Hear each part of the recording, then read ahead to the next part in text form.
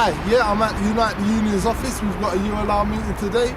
We'll be discussing the learning agenda. So come follow me and I'll show you what's going on. Alright. I'll come off with that one, right? Unite the Union!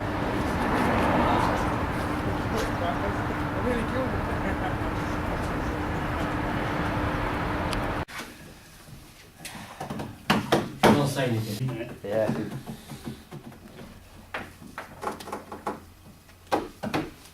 What am I currently doing and my role?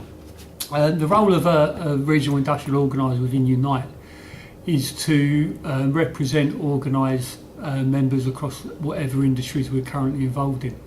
We'd look to organise members around key campaigns that are specific and felt deeply by the membership.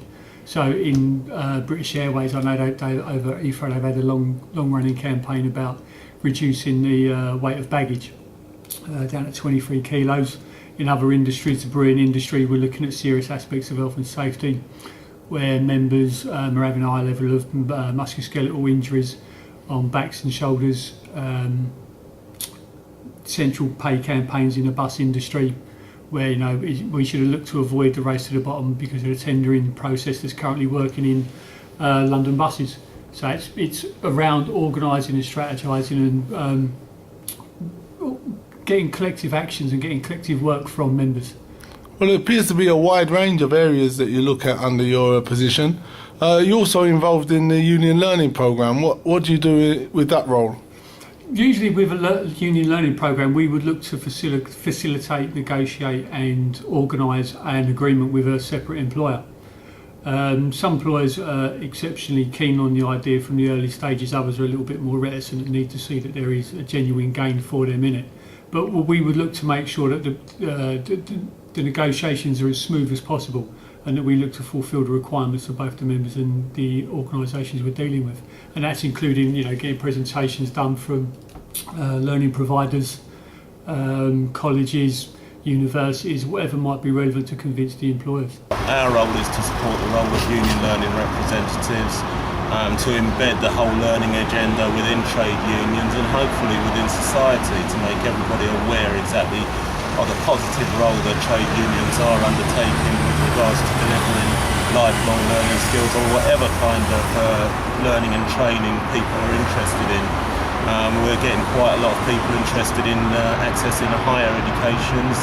Union learning representatives are great at engaging their members and getting them involved in further learning and training activities. I think one of the most positive things to come across or come along over the last year has got to be the right to request time off for training, and that had actually been given legislation in April. We're hoping that union learning representatives and trade unions may use this very positively towards engaging their employers and getting their members access to learning and training. As we know, things are going to be changing, possibly with this new government. We're hoping that trade unions can mobilise the activities that they've taken on over the past 10, 11 years with regards to learning and training, and use it towards promoting to a wider audience exactly what we have been doing around the learning and training, and hopefully getting some buy-in or further buy-in by this government anyway. That's about it. Well, tell us a bit more about the right to request time off for training, because my understanding that it's just a right to request. There's no guarantee you'll actually get time off to train. So how is it different from just going into the office and saying that, I want to do a degree? How is it different having the right to request work than just actually going in there and asking anyway to time off to train? What's the difference? Well, overall, there's quite a few things in there that should really help trade unions. Mainly it was sort of written on an individual basis, and hopefully trade unions can actually manage to carry out learning needs surveys amongst their members, making them aware of the right to request this, and then knocking on the employer's door and saying X amount of people are interested in this training, and hopefully they can actually embed some kind of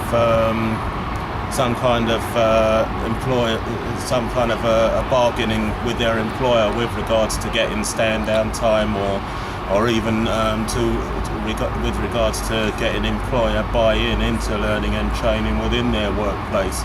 Yeah, we know it isn't 100% what we'd like to see, but it's a stepping stone, and trade unions have been known to use stepping stones effectively.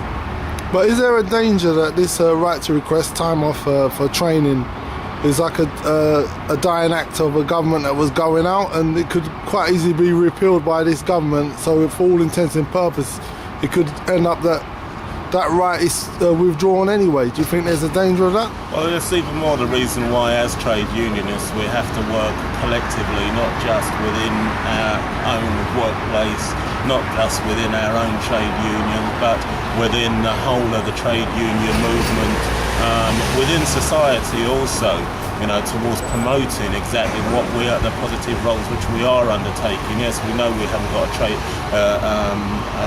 union-friendly government in place, but what we have to do is make them know that there are voters who are very much behind this agenda.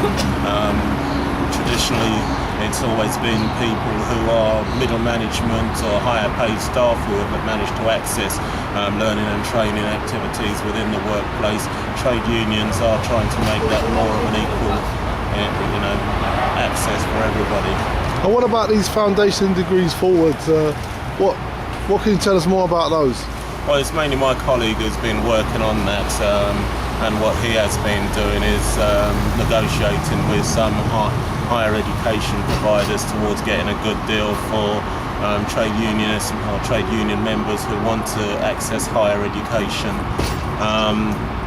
I think it's just the same as anything. The more people we have got who are interested in, the more we've got to bargain with learning providers or higher education providers with, so it is really going to be up to us to get that momentum up and going. Yeah, I just want to tell the viewers that cry wasn't from one of the employers who has to give people time off. That was a little child passing. So when you heard that scream there, that wasn't a disgruntled employer, that was actually a member of the public. But to be a serious point, I'd just like to thank Ricky Denton for his views here today. I'm sure he's given you an insight in what Union Learn's doing at the moment. So Ricky, thank you very much for your time, brother. Thank you. All right. Okay.